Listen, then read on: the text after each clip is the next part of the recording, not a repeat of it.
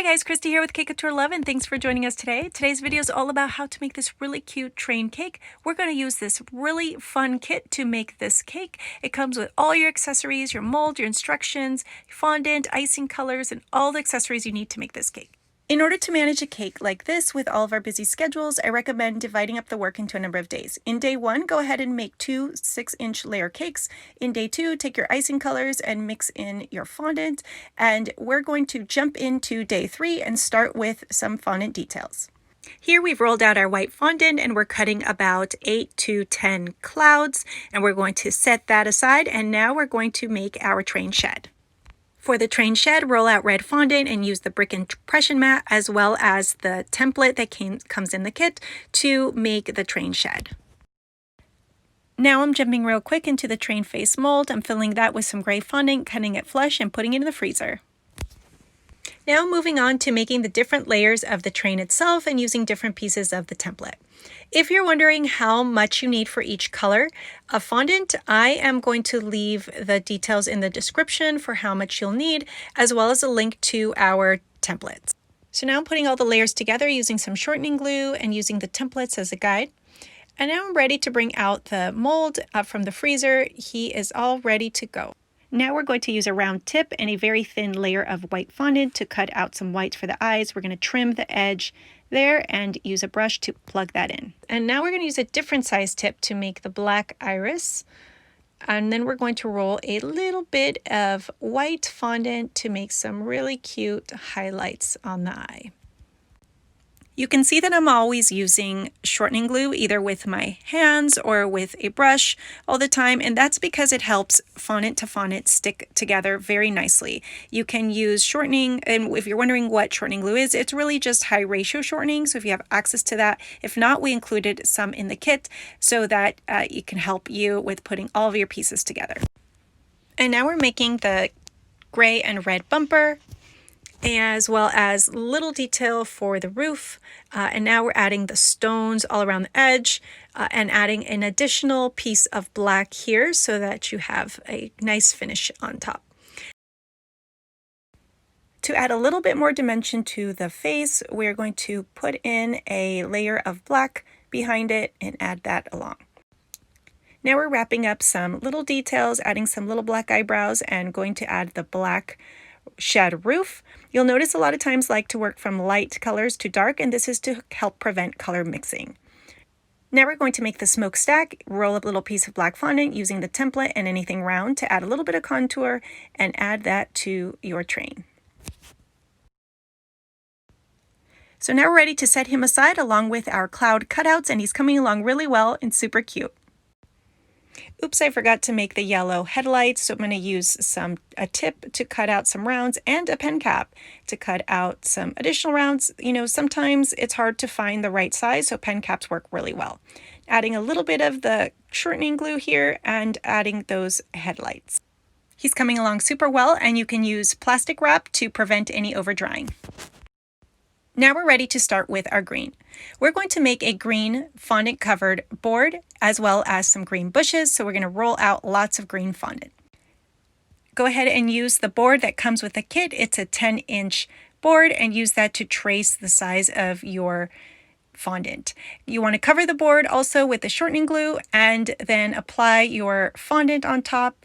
You want to then use a little bit of powdered sugar and your smoother to give it a really nice clean finish. Now we're going to take our knife and trim off the excess fondant on the board and give it a really flush finish here, and you are done. Now we're going to use the rest of the green to create our bushes. Use your template and cut 2 lengths of these bushes. We're cutting one side, and then we're going to slide it over and cut the second. And now we're going to remove the excess fondant here and use either your fingers or a silicone brush to smooth the edge. Now we're ready to start on the railroad ties. For this, roll out brown fondant and use your wood impression mat. Go ahead and use a straight edge and your knife to cut lots of little pieces, but we do want to double check that this will fit, so we're going to use a 6-inch pan along with our fondant covered board just to make sure we make the right size. And make lots of little pieces. You can use the board as well to just determine how many you want and how you want to space your railroad ties. And that's it for day 3. So now we're ready to move on to day 4. For day 4, we're ready to start filling our cake. We're going to take our cake that has been cooled or has been in the fridge or freezer so it's nice and cool and easy to fill and work with. And actually, that is the secret, my friends. When it comes to cake decorating, always work with a very cool cake. Now I'm trimming the sides of my cake. I don't cut the cake tops when I bake my cakes. I actually push the cake dome flush to the pan, so I have a little bit of a bulge there that I want to trim out. Now I'm using American buttercream and adding a layer of this. This is a crumb coat layer. It's called crumb coat because it holds all the crumbs. For our favorite go-to recipe, I will leave a link below in the description so you can check that out on our website.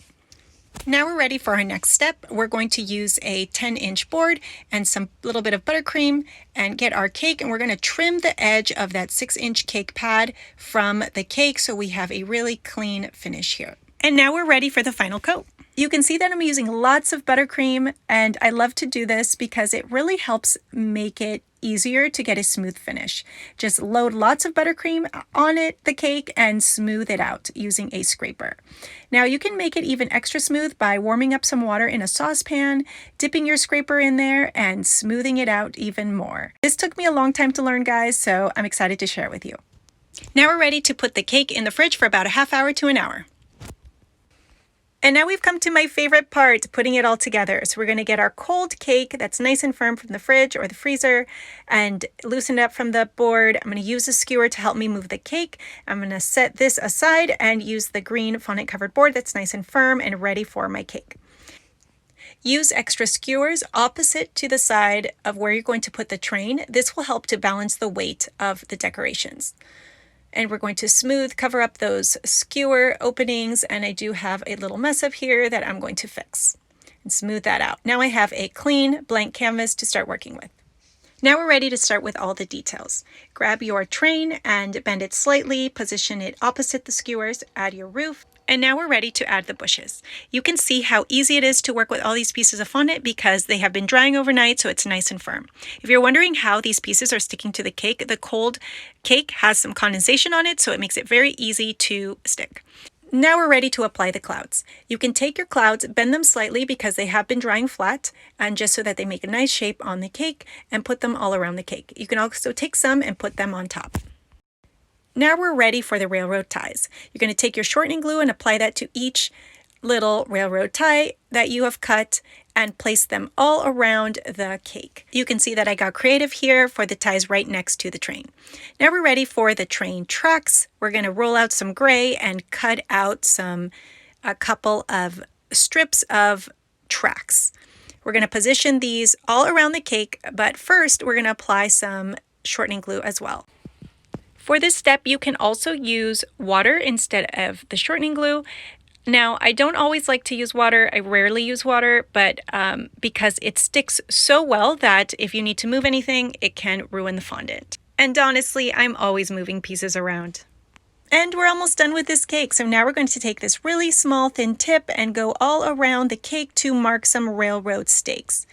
And that's it, guys. We hope you enjoyed this video. If so, give us a thumbs up, subscribe to our channel, follow us on Facebook, Pinterest, Instagram. We're always posting cake ideas and some tips and tricks on how to make cakes. If there's anything else you'd like to see, please leave us a comment below, and have a great rest of your day. Bye.